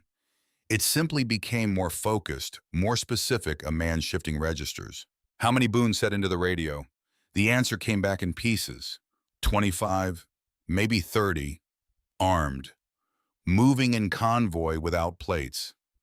Boone looked at Decker, who had appeared in the doorway of the main building at the first sound of the radio, with the instinct of a man who had been doing this long enough that his body registered threat before his ears fully processed the words. Vegas, Boone said. Decker looked at the setting sun. A single moment of stillness, assessment, decision. Then he said quietly and completely, lock it down, full defense, everyone to stations. And the compound shifted. There was no panic, no shouting, no scramble, no chaos of men who didn't know their roles. What happened instead was the smooth practice engagement of a system that had been designed and rehearsed and existed for exactly this purpose. Men appeared from buildings and moved to positions with the efficiency of something that had been done before, that had a shape and a structure and a set of assignments that each person understood and executed without needing to be told. Colt was on his feet. His ribs protested the speed of it, but adrenaline had already gone to work on the pain, pushing it back, making it negotiable. Viv was already standing. Her gray eyes had gone to the same place they went, in the parking lot, hard and clear and completely present. Come with me, she said. There was no argument in her voice and no room for one. The war room was on the second floor of the main building, accessible by a staircase that could be secured from above. Viv moved to it and Colt followed, and Doc Whitmore was already there when they arrived, having converted the large table into something between a medical staging area and a command position. Clean linens and medical supplies organized along one side, a radio on the table tuned to the frequency the defenders were using, a Glock beside it that was not Doc's. Viv sat at the table. Her sling arm was useless for what she might need, but her right hand moved to the Glock with the naturalness of long familiarity. Doc looked at Colt. You're supposed to be resting, he said in the tone of a man who recognized a lost argument before he finished making it. Outside, the sound of the perimeter gate reached them first, the low electronic tone of the security system cycling to full alert, then the communications between Boone and the men at the outer posts, clipped and precise and moving fast. Then the explosion. It was not large by the standards of the world that Decker and his men had come from, but it was sharp and physical, a concussive thump that moved through the building structure and was felt as much as heard. The outer gate, demolished cleanly with shaped charges placed by someone who knew what they were doing. The firefight began immediately. Not the sustained roar of a battlefield, but the specific, punctuated exchange of controlled fire from men who had been trained to make rounds count. The Angels were dug in behind barriers and vehicles, and the thick brick walls of buildings that had been reinforced for exactly this kind of pressure. The Vegas crew came through the breached gate in formation, professional and coordinated, and met a defense that was neither panicked nor improvised. Colt stood at the war room window. He could see portions of the courtyard from this angle, the main defensive line behind the concrete barriers, near the center, Boone's position at the eastern edge of the vehicle park, the shapes of men moving in the organized, purposeful way of people executing a plan. He could see the muzzle flash of weapons firing from the shadows of the gate breach and the return fire from the defenders and the careful economy of men who were fighting to protect something real. He watched. And he watched in the particular way he had developed over 13 months of living outside the walls of the places where other people kept their lives, the comprehensive detail.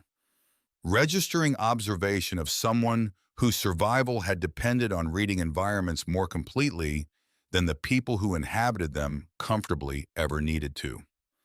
He had watched this compound from the outside for 4 months. He had memorized its perimeter the way he memorized everything that might one day become relevant to staying alive.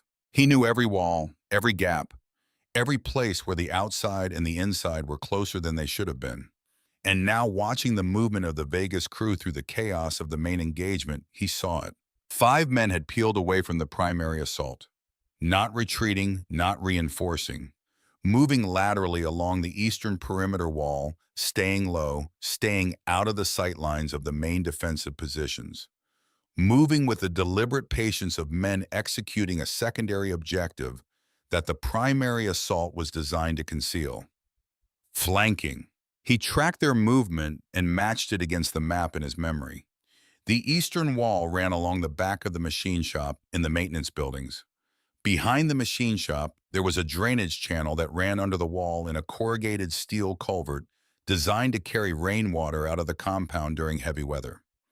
18 inches in diameter, large enough for a man to crawl through. Not a designed entrance. Not something that appeared on any document or floor plan or security briefing. Something that a boy who had lived outside those walls for 4 months in all weather, who had sheltered near that eastern perimeter on rainy nights because the wall there broke the wind, would know about. Viv Colt said. She looked up from the radio. 5 men, eastern wall. He kept his voice level, controlled the instinct toward calm in emergency that he had developed not through training, but through repeated experience of situations where panic produced worse outcomes than stillness. They're going for the drainage culvert behind the machine shop. You can get inside the compound through it. They know it's there, or they found it. Viv's eyes sharpened. How do you know about the culvert? She said. I lived outside that wall for 4 months. I know every way in and out that isn't a door. She had the radio to her mouth before he finished the sentence. Decker, Boone, 5 hostiles flanking east wall drainage culvert behind the machine shop. They're already moving. The response came back immediate. Boone's voice controlled and hard. On it. Through the window, Colt watched Boone extract 8 men from the main line with the efficiency of a man used to making quick allocations, moving them at speed toward the eastern side of the compound, low and fast and purposeful. They reached the machine shop building before the 5 flanking men emerged from the culvert. The ambush was clean and total: 5 men coming up out of the ground into a position that had been waiting for them, no cover, no advantage, the element of surprise entirely reversed. It was over in less than 30 seconds. Colt stepped back from the window. The main assault was faltering. The Vegas crew had come prepared for surprise and superior firepower, overwhelming a disorganized defense. And they had found instead a prepared, experienced, motivated force fighting on terrain they knew, and for things they valued, and the math had been wrong from the moment the gate went down. They were taking casualties they had not planned for. The objective was receding with each passing minute. The war room door was on the north side of the building. Colt was standing near it when something made him stop. Not a sound. Something below sound, the absence of a pattern, the presence of a shape that shouldn't be there. The survival instinct that had no name and needed no justification, that simply registered wrongness in the environment and communicated it directly to the muscles, bypassing the deliberation of conscious thought. He opened the door. The hallway was dark, the emergency lighting threw everything into high contrast, deep shadows between islands of pale yellow. And in the shadow, near the far end, there was a shape that was not furniture and was not architecture. The shape moved. Cade Merritt stepped into the light. He was exactly what his reputation in the compound had suggested: a man who had spent 20 years in environments where the question was never whether violence would occur, but only when and how effectively. He wore dark tactical clothing and moved with the low contained efficiency of someone for whom the mechanics of this kind of entry had become unremarkable. He held a suppressed pistol, and it was already up, already finding its line. He had come alone, using the chaos of the main assault as cover, navigating through the compromised security with the knowledge of someone who had studied the building's layout before arriving at it. He had come for the most valuable secondary target available when the primary objective had become inaccessible. He had come for Viv. "Hey," Colt said. The word came out of him before any other decision was made automatic. The same instinct that had sent him into the parking lot with a tire iron, the same deep refusal of a specific outcome. Merritt turned. The pistol moved with him, smooth and immediate, reacquiring a target with the automatic recalibration of extensive training. His eyes assessed what they found in the hallway and arrived at a conclusion in under a second. The wall-mounted fire extinguisher was behind Colt and to his left in the bracket beside the stairwell door where fire codes required it to be. He had registered it when they came upstairs. He had registered everything because that was how he moved through the world, cataloging, mapping, maintaining the inventory of what was available and where. He pulled the pin. The foam hit Merritt full in the face and chest with the force of a pressurized discharge in a confined space, a dense white cloud that filled the narrow hallway in an instant, thick and blinding and disorienting in the way of something that completely subverted the visual field. Merritt's shot went wide, punching through drywall 18 inches above Colt's left shoulder. Colt charged through the foam. The fire extinguisher was heavy steel, 8 pounds of pressurized metal, and he swung it with both hands and connected with Merritt's forearm, the gun arm, the same target he had aimed for in the parking lot with the tire iron. The pistol clattered to the floor. Merritt recovered with the speed of someone who had been trained past the point where pain immediately degraded function. His free hand came around in a strike that caught Colt across the chest, directly across the taped ribs. And the pain was extraordinary, a white explosion that took the air out of him completely and buckled his legs. Merritt's hand found his throat. He was lifted off the floor. The wall came up against his back.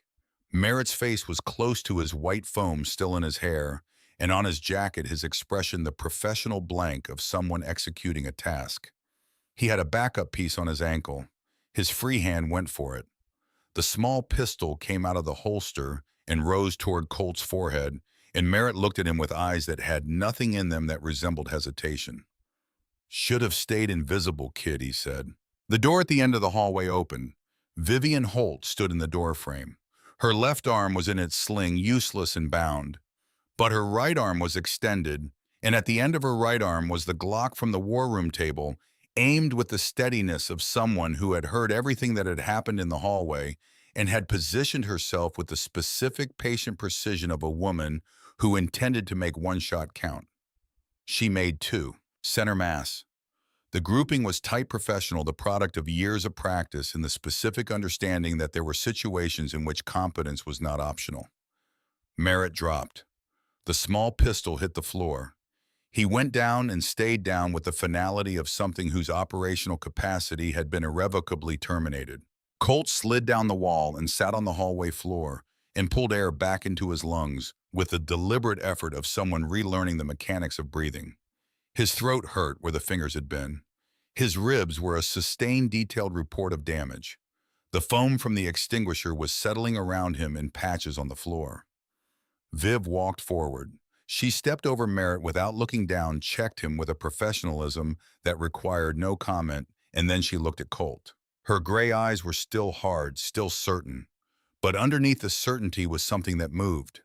"Twice," she said. Her voice was very quiet. "You've saved me twice now."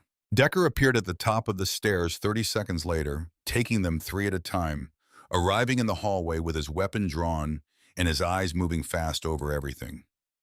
They settled on Colt against the wall, and on Merritt on the floor, and on Viv standing between them, and something moved through his face that was too large and too complex to be contained in a single expression. He crossed to Colt in 2 strides and crouched down and put both massive hands on the sides of Colt's face and looked at him from a distance of 8 inches with an intensity that had nothing professional in it.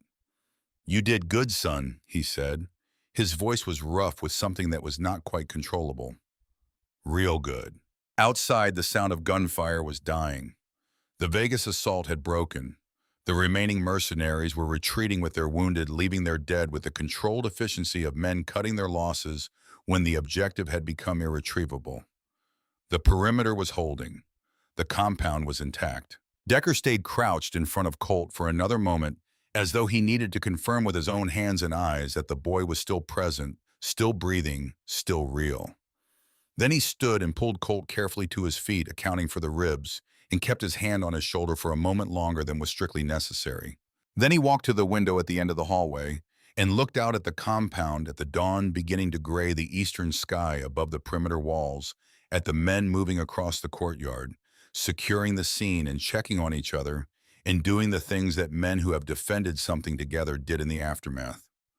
Colt leaned against the wall and breathed and let the adrenaline begin its long retreat and waited for the world to settle back into its new shape.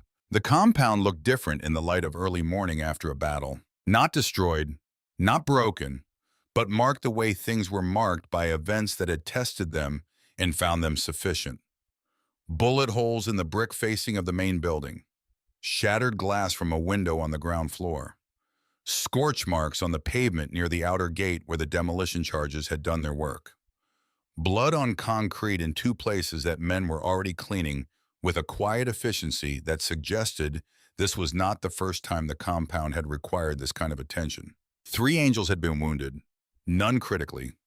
Doc Whitmore had worked through the early morning hours with his steady hands stitching and packing and splinting with the unhurried competence of someone for whom the work was more important than the drama of the circumstances. 12 Vegas mercenaries were dead.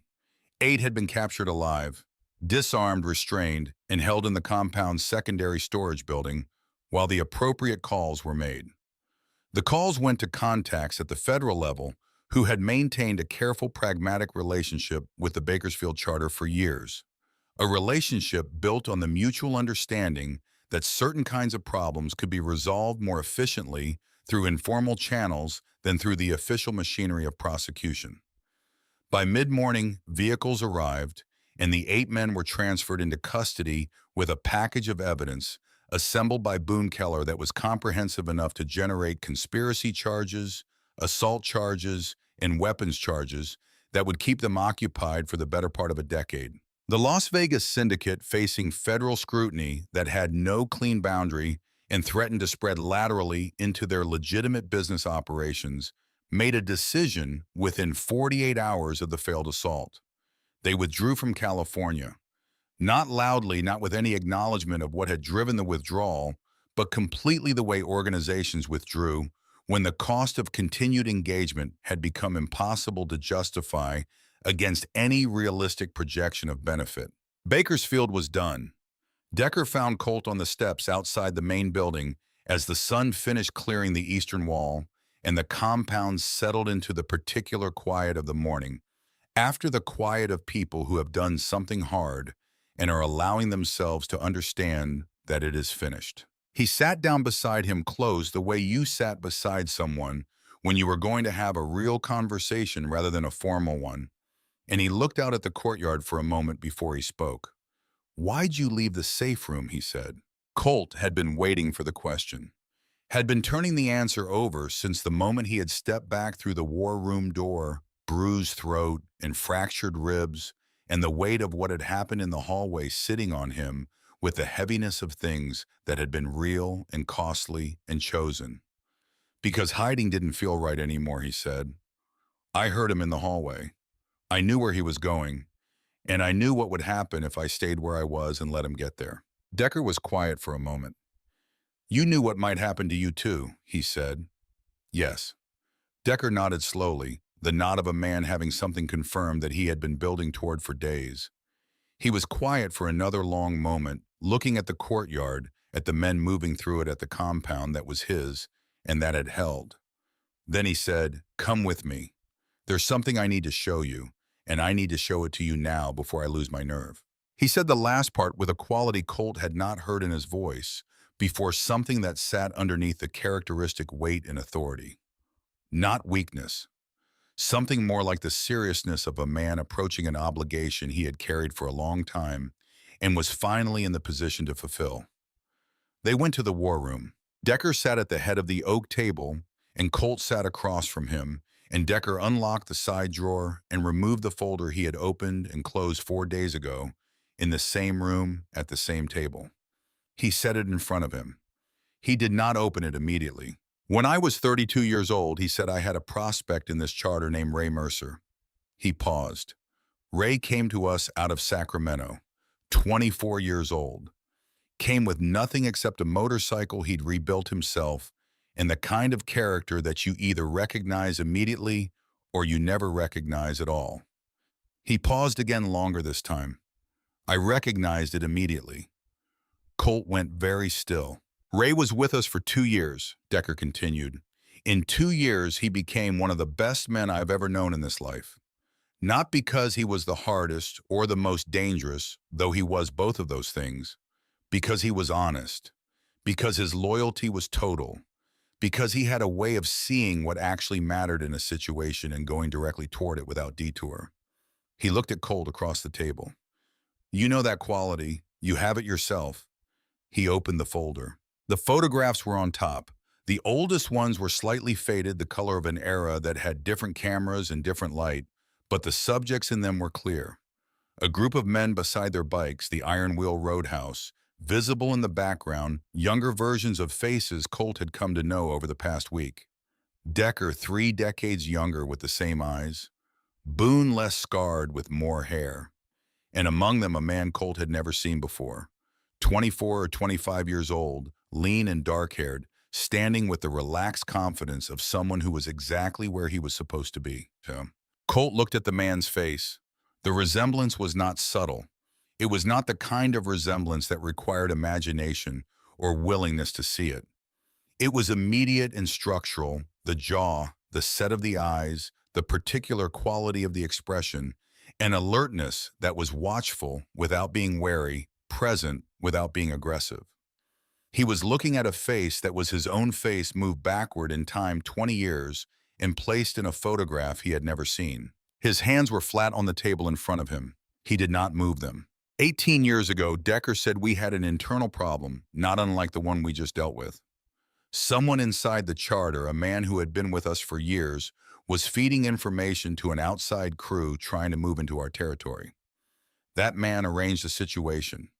A route that Ray was riding a night when he'd be alone, a set of coordinates passed to people who were paid to ensure he didn't arrive at his destination.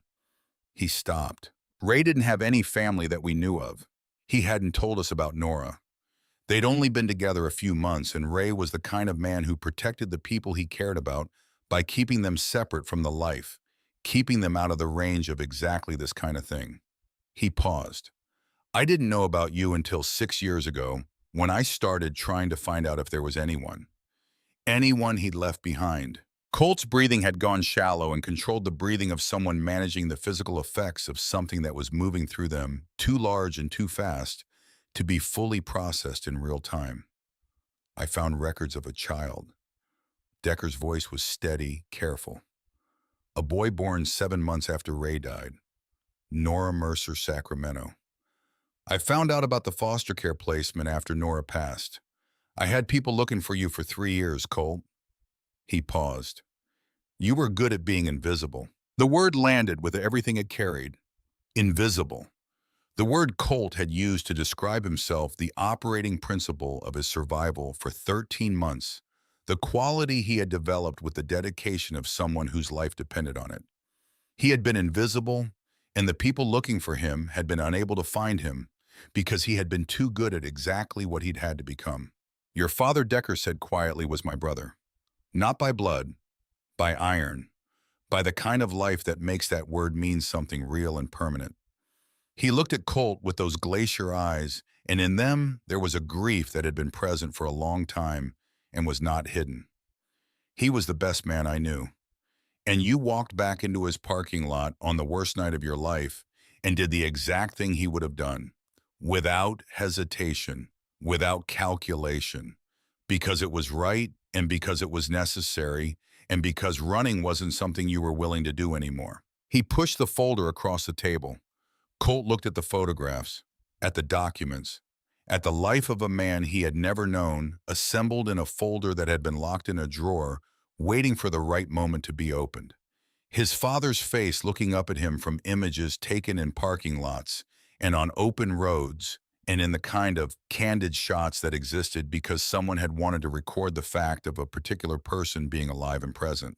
He thought about Nora, about the handful of times she had let herself talk about Ray, usually late in the evening, when she was tired and the guard she maintained was lower than usual. He rode with Lion's baby. He was that kind of man. She had said it with a quality that was not quite grief and not quite pride, but the particular blend of both that only existed in the context of loving someone you had lost before the loving was anywhere near finished. She had known what she was protecting him from. She had taken her child and removed him from the world that had taken his father, the same world that had reached inside itself and produced the thing that had killed Ray Mercer when he was 24 years old and had a woman in Sacramento and a future that was never going to happen. She had tried to keep him safe. She had died trying to keep him safe in a different way from a different kind of threat, in a cramped kitchen with 3 jobs worth of tiredness in her bones, and a man who had mistaken her exhaustion for permission. "You didn't stumble into that parking lot by accident," Decker said. His voice was very quiet. "I've lived long enough to stop arguing with the things that are clearly true. You came home." The word fell into the room and stayed there. Colt sat with it. Let it occupy the space it had taken. He looked at the photographs of his father, and he looked at the man across the table who had known him and loved him in the way that men who lived hard lives love the people who matter to them completely and without qualification. And he understood something that he had not had the vocabulary for before. Family was not the people you were assigned by the circumstances of your birth. Family was the people who showed up in the parking lot at 2 in the morning with 800 engines and a promise that nobody was going to touch you. Family was the woman who sat on wet asphalt and held your hand while her own shoulder was bleeding and told you to hold on. Family was the man who had spent 3 years looking for a boy he had never met because that boy was the son of his brother. He looked at the folder for a long time, then he looked at Decker. "I'd like to know him," Colt said. His voice was not entirely steady. "The folder, his life, everything you can tell me."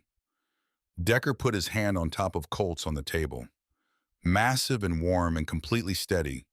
"I will tell you everything he said, every story I have, every mile we rode together, everything." The courthouse in downtown Bakersfield was a building that had processed a great many transformations in its time, marriages and divorces and custody arrangements, and the various legal transactions by which people reorganized the formal structures of their relationships to one another. Judge Patricia Strand had presided over a significant portion of those transactions, and she had developed over her career a precise capacity for reading the reality underneath the paperwork. She looked at the 3 people across the bench from her. Decker Holt, who had removed his vest for the occasion, but could not remove the quality of him, the size and the presence and the eyes that belonged to a man who had spent decades being responsible for things that mattered. Vivian Holt, whose sling was new and whose posture was the posture of a woman who did not permit injury to alter her bearing. And between them, a 17-year-old boy who was still carrying the remnants of the past week in the healing cut above his left eye and the careful way he held himself against the wrapped ribs. She looked at the boy for a moment. "Colt," she said, "do you understand what is being asked and offered here today?" "Yes, ma'am," Colt said. "And you enter into this freely and of your own choosing." "Yes, ma'am." She looked at the documents in front of her, looked at him again. "Son," she said, "do you accept Victor Decker Holt and Vivian Holt as your legal parents with all the rights and responsibilities that relationship carries under the law and in your life?" The word son landed differently than it had before, not as a courtesy or a habit of speech, as something that was trying out its own accuracy. Colt looked at Decker, looked at Viv, looked at the 2 people who had found him bleeding in a parking lot and had not looked away, who had sat with him and fed him and told him the truth about his father, and spent 3 years searching for a ghost who had been too good at being invisible. "Yes," he said. His voice did not shake. "I do." Judge Strand signed the papers, applied her stamp with the efficient finality of something made official and permanent and recorded. She looked up. "Congratulations," she said. "You're a family." Viv pulled him in with her good arm, carefully accounting for the ribs, and held him against her shoulder and said nothing for a moment. Then she said quietly close to his ear, "Your mama would be so proud of you, so incredibly proud. And your daddy, he knows you're home." Decker put his hand on Colt's back, left it there. They had lunch at a place Decker had been eating at since his 30s, a diner on the south side with vinyl booths and coffee that was consistently strong, and a breakfast menu that ran all day because the owner understood that the appropriate time for eggs and bacon was whenever a person needed them. The three of them sat in a corner booth and ordered too much food and ate most of it, and the conversation moved in the unhurried way of people who were learning each other without the urgency of crisis for the first time. Finding the rhythms, discovering the small things, the preferences and habits and opinions that were the actual texture of a person rather than the outline. Colt ordered a burger and fries.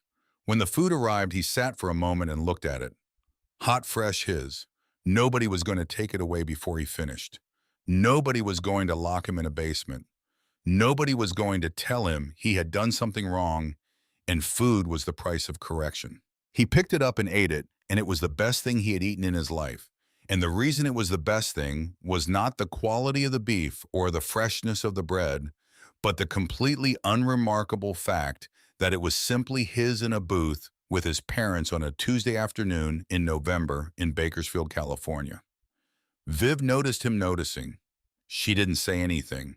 She just watched him with her gray eyes, and something moved in them that had no single name. The weeks after the adoption moved differently than any weeks Colt had known before.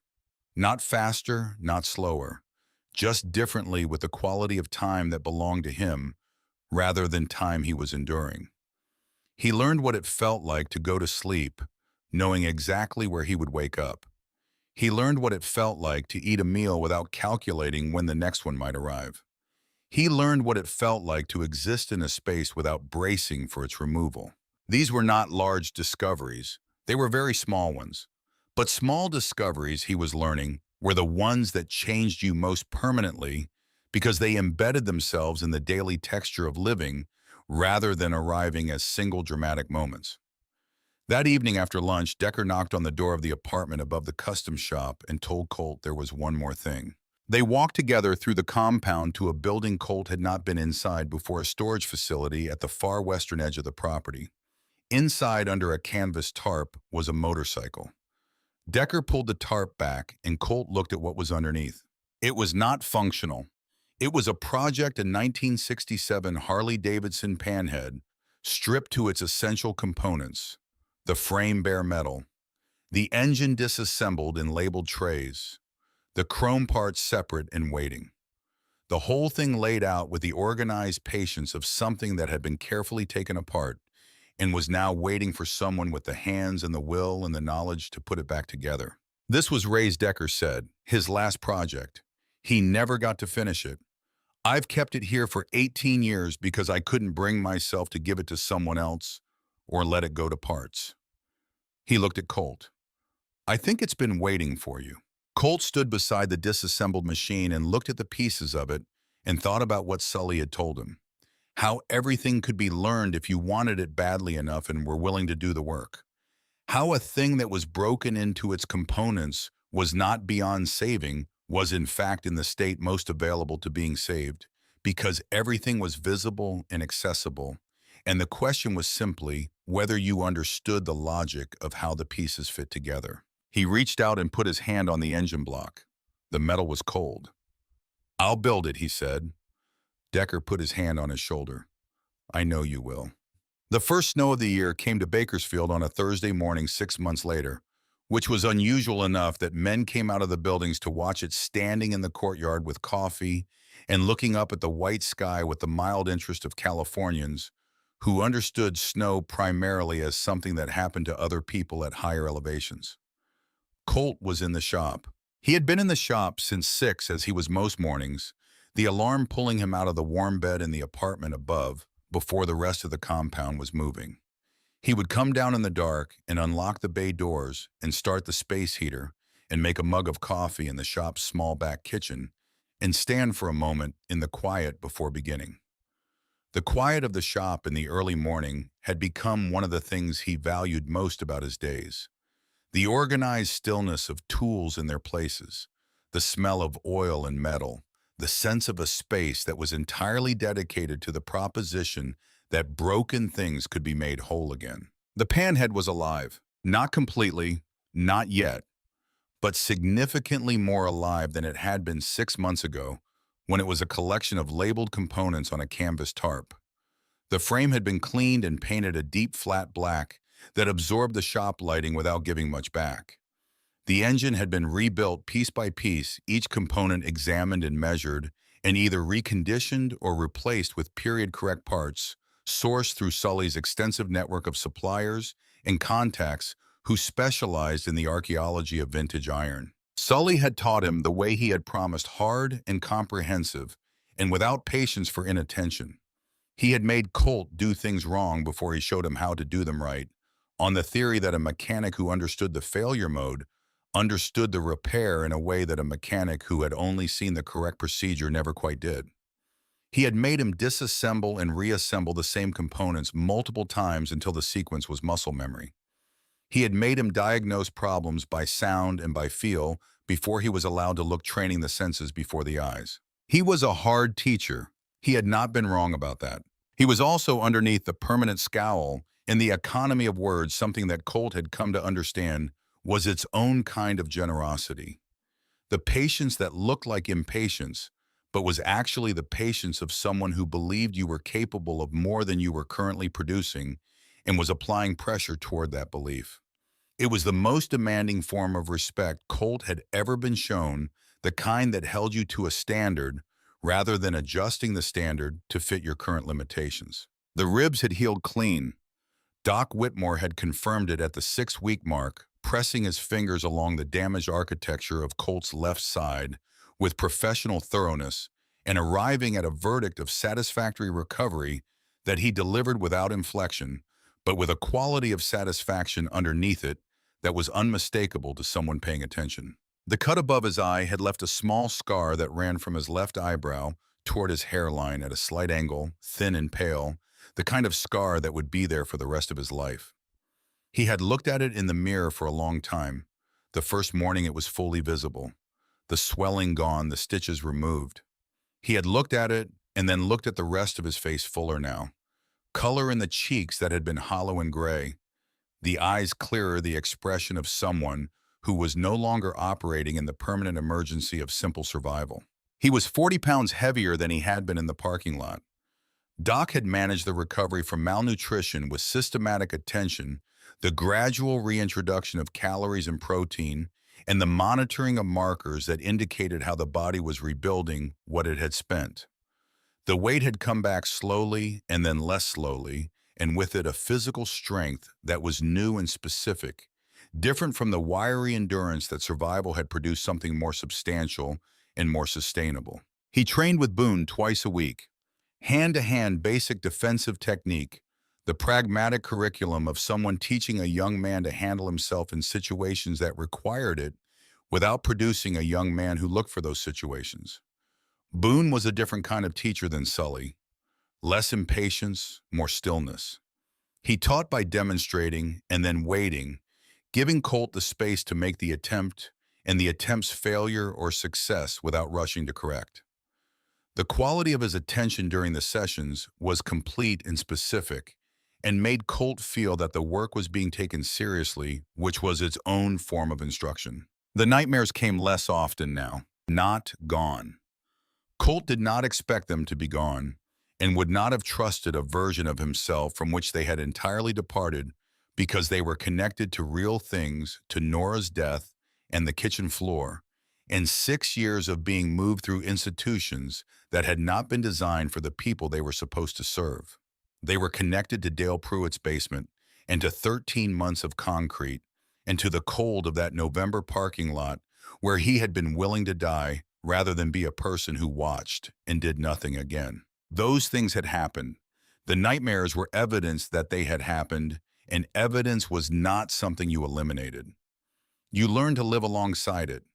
You learn to wake up and put your feet on the floor and look around the room and let the room confirm that you were here in this place, in this life, in this warmth. Viv had told him that. He had come downstairs at 3 in the morning, 2 months after moving into the apartment, shaking and disoriented, and found her in the main building's kitchen because she had heard his footsteps through the floor. She was directly below. She had not made a production of it. She had made 2 mugs of hot chocolate, extra marshmallows, and sat across from him at the kitchen table until the shaking stopped, and she had talked about ordinary things, about the club's business expansion into legitimate commercial properties, about a trip she and Decker had taken years ago up the Pacific Coast Highway, about a dog they had owned in the early years of their marriage that had been unreasonably large and had believed itself to be a lapdog regardless. She had talked until the room came back into proper focus. After that, he sometimes came downstairs when the nightmares were bad, and sometimes she was already in the kitchen, and they would sit together in the compound at 3 in the morning with their mugs. And it was one of the most ordinary and most extraordinary things in his life simultaneously. He was crouching beside the panhead's right side, working on a fitting at the base of the oil tank when he heard Sully come into the shop. He could identify Sully by footstep, now the particular rhythm of a man with a slightly uneven gait from an old knee injury, who moved with the unhurried deliberateness of someone who had been working in a shop for 40 years and had stopped being impressed by urgency. Sully came and stood beside him, looked at the engine, looked at the fitting Colt was working, was quiet for the amount of time that Sully was typically quiet, which was the time required to form an accurate assessment. Torque that to spec, Sully said. Not more. That fitting is original and the threads are old. I know, Colt said. I'm going by feel. Sully made the sound that had come to be. Colt understood Sully's equivalent of approval, a low, almost inaudible exhalation through the nose that distinguished itself from his other exhalations by a fraction of degree that Colt had taken 2 months to learn to read. He finished the fitting and stood up. Try it, Sully said. Colt had been working toward this for 6 months. Not rushing toward it, not treating it as a destination that would make the preceding work retrospectively worthwhile, but working toward it in the way you worked toward anything that mattered. One correct step following another, trusting that the accumulation of correct steps eventually produced the thing you were building toward. He checked the fuel, checked the primary, put his hand on the Kickstarter, and felt the resistance of an engine that had been assembled correctly, the resistance of something that was ready. He kicked it. The panhead fired on the third kick. The sound that came out of it was deep and irregular and absolutely specific, the particular voice of a 49 cubic inch engine that had been built in 1967 and rebuilt in the present with the same materials and the same tolerances and the same respect for what the original engineers had understood about the relationship between combustion and mechanical poetry. It was not a smooth sound. It was not a refined sound. It was a sound with character and history and a kind of authority that had nothing to do with sophistication. It was the sound of something that had been silent for a long time and had found its voice again. Colt stood with his hand on the handlebar and listened to it and felt the vibration of it through the metal and through his palm and into his arm and through his whole body, and understood for the first time in a fully physical way what it was that these men had been trying to tell him about engines and about iron and about the things that were worth rebuilding. Sully looked at the running engine for a long time. Good work, kid, he said. Real good. From Sully, those 4 words were the highest possible verdict, the ceiling of praise from a man who had spent 40 years in this shop and had seen everything and was impressed by almost none of it. Decker appeared in the doorway. He had heard the engine from the courtyard and had come to confirm what he was hearing. He stood in the doorway and looked at the running panhead and at his son standing beside it with grease on his hands and a scar above his left eye, and something moved through his face that he did not attempt to contain or manage. He walked over and put his hand on the tank, and the engine ran under his palm, and he was quiet for a long moment. Ray would have loved to hear that, he said. That evening, Decker came to the apartment door and told him there was somewhere he wanted to take him. They rode together through Bakersfield in the early dark, 2 Harleys moving through the streets of a city that was becoming familiar to Colt, in the way that cities became familiar when you were actually living in them rather than surviving on their margins. He knew the streets now not as a map of threats and resources and sheltered gaps, but as a place with a geography. He was part of a place where he could name the cross streets and the landmarks and the establishments where he knew the people inside. He had a good jacket, black leather well-made lined for the cold, with a small patch on the left chest that read Prospect and his name below it. He had put it on for the first time with the feeling of someone putting on something that fit in a way that had nothing to do with size. Decker pulled off the main road at the eastern edge of the city and into a cemetery.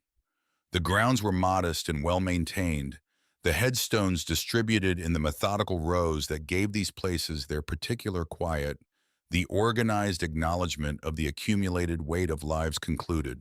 He led Colt along a path between the rows to a specific section near the eastern boundary, where the grounds were newer, the headstones less weathered, the plantings still in their establishing years. There were two headstones side by side. The first was a pale gray granite, clean and simple. Nora Jean Mercer, beloved mother. She sang with everything. She had. Colt stopped. He had not known about this. He had not known that Decker had found out where she was buried, or had arranged this, or had done any of it. And the fact of it arrived in him like something physical, a weight in his chest that was not grief exactly, though grief was part of it. It was the weight of being known, of having someone understand what mattered to you and act on that understanding without being asked and without making it a transaction. The second headstone was a darker gray set, flush with the first. Ray Thomas Mercer, brother rider. Father, he rode with lions. Colt stood between them and did not move for a long time. Decker stood a few feet behind him, present, but not crowding, giving him the space that the moment required. I found her grave 3 years ago, Decker said quietly. Pauper section in Sacramento. No marker. I had her moved here and I had the stone made. Then I had Ray moved from where we'd buried him and put beside her. He paused. They never got to be together in life.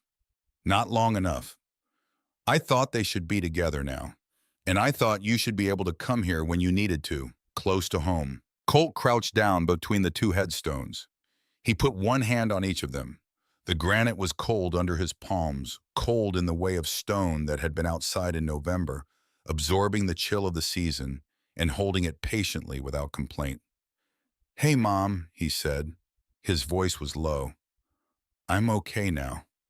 I'm really okay. Not just surviving. Actually okay, the kind you used to tell me was possible when things were hard, and I couldn't see how anything was ever going to be different. He was quiet for a moment. I found a family, found a home, found a shop to work in, and a man who's teaching me everything he knows about engines, and a woman who makes hot chocolate at 3 in the morning and doesn't ask questions until you're ready. He paused. I saved someone, like you saved me that night by telling me to run so I'd still be here to do it. He moved his right hand to raise stone. Hey, Dad, I didn't know about you for a long time, but I know about you now. I know what kind of man you were, and I'm going to spend the rest of my life trying to be worth what that means. He stayed crouched between them for a while longer in the quiet of the cemetery, in the cold November air, with the city lights of Bakersfield visible over the eastern wall and the sound of distant traffic, and somewhere in the middle distance, the low rumble of a motorcycle engine moving through the streets. Decker put his hand on his shoulder and left it there. They rode back through the city as the night settled in, fully the streets emptying toward their late-hour configurations, the lights of the businesses giving way to the lights of the residences, and then to the dark of the industrial zones, and then to the compound's perimeter lights growing in the distance. 3 weeks later, Decker told him to be in the courtyard at 6 in the evening. Colt was there at 5:50. The compound was quiet in a way he had come to recognize as the quiet of something being prepared rather than the quiet of nothing happening. The main building's lights were on. The vehicle gate was closed.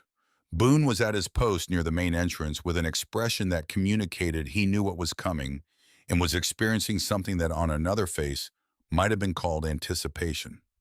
At 6 o'clock, the vehicle gate opened. The first bikes came through in pairs. California plates. Bakersfield, San Bernardino, Sacramento.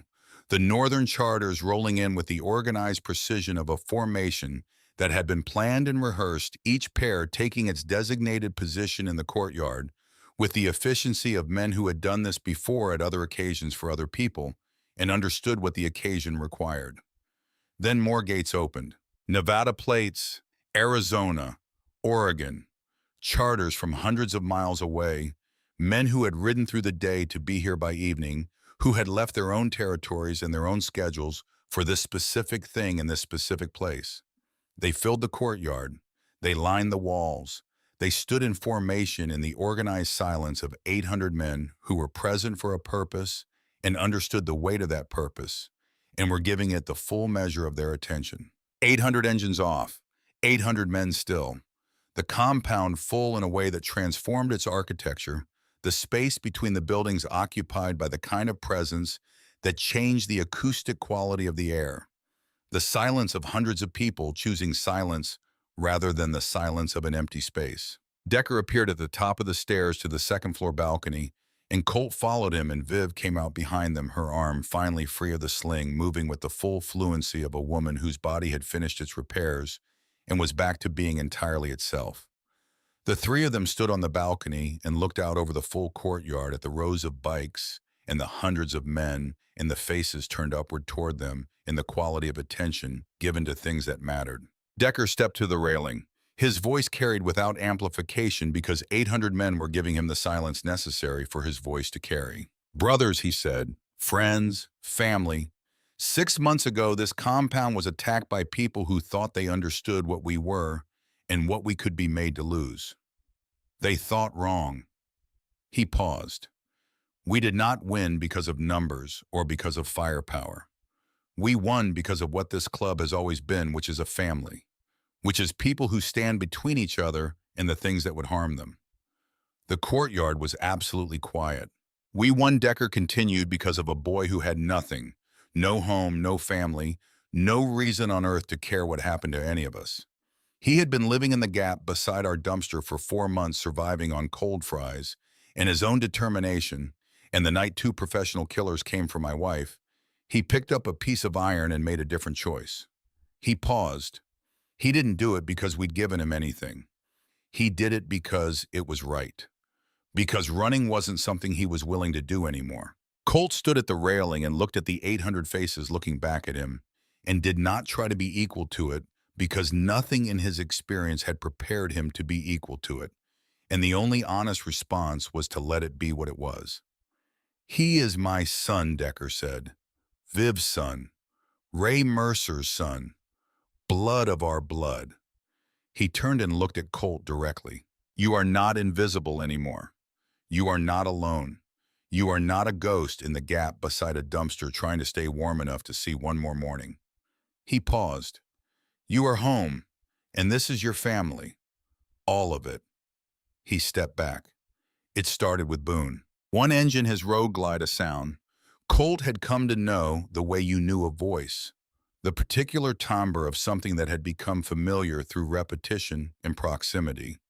Then the man beside Boone added his. Then the next. It was not the tidal arrival of an army pouring off a highway. This was something different entirely. This was deliberate. This was each man choosing individually to add his voice to what was being built one at a time, with the considered weight of a choice, rather than the momentum of a crowd, until the compound held something that was not noise and not music, but the accumulated presence of 800 separate decisions to say the same thing simultaneously. We see you. We claim you. You are ours. The fists rose the same way. One, then one more, then 10, then 100, then all of them, 800 fists in the air above 800 running engines, the gesture of men marking something real, confirming the existence of something earned rather than given, raising their hands the way you raised your hand to mark the things you intended to carry with you. Colt stood between his father and his mother on the balcony of the compound that was his home, and the sound went through him, and the vibration went through him, and he did not try to stop the tears because there was no reason to, and no one present who would have held them against him. He had been 11 years old, hiding behind a refrigerator in Sacramento, while a woman sang off-key in the kitchen, and he did not know yet that the singing was going to stop. He had been 17 years old in a gap beside a dumpster, cold to the bone, 3 days without food, watching a parking lot through the dark and the rain, and he had made a choice that had no good option and only one right one. He was Colt Holt. He was standing in the roar of 800 engines and the sight of 800 raised fists, and the people standing beside him were his, and the compound behind him was his, and the apartment above the shop was his, and the panhead he had rebuilt from his father's disassembled parts was his, and the scar above his eye was his, and the story that had produced all of it was his, every hard mile of it, every cold night, every hour in Dale Pruitt's basement, every packet of ketchup torn open with numb fingers. Every morning he had woken up behind a dumpster and decided that today was not the day he stopped. All of it his, all of it necessary, all of it the road that had led here. The engines quieted eventually, one at a time, and then in groups, the roar descending back through thunder to rumble to the particular silence that followed, which was different from the silence before, the silence of something said, rather than something pending. Colt stood in it and breathed it in. He thought about his mother singing in the kitchen of an apartment that was too small and not warm enough, singing off-key and full of love with the complete unself-consciousness of someone who was singing for the song and not for the audience. And he thought about how the things she had asked him to do, to run, to survive, to live, had led him in its circuitous and painful and improbable way to this exact balcony on this exact evening. He thought about his father, who had ridden with lions and died at 24 and never knew he had a son, and whose disassembled motorcycle was now whole and running in the shop below him, rebuilt by the hands of a boy who had inherited the natural gift for it, along with the jaw and the eyes and the quality of decision in a difficult moment. He thought about all of it and found that he could hold all of it, at the same time the grief and the gratitude and the love and the loss, without any part of it canceling out any other part. It was all true simultaneously. That was what it meant to have a history. That was what it meant to be a person who had lived rather than merely survived. He had been wrong about something important for a very long time. He had believed the world had no room for him. He had built his entire survival around the premise that invisibility was the only protection available, that being seen meant being targeted, that the only safe way to exist was to exist as nothing. He had been wrong about that, and being wrong about it had cost him nothing he hadn't already rebuilt. He put his hand on the railing of the balcony and looked out at his family standing in the courtyard below at the compound, and the sky above it, and the lights of Bakersfield visible beyond the walls, and he let himself be exactly where he was. Not running, not hiding, not pressing himself into a 23-inch gap and hoping the world forgot he existed. Standing in the open, seen. Colt Mercer had been invisible. Colt Holt was a lion, and lions don't hide.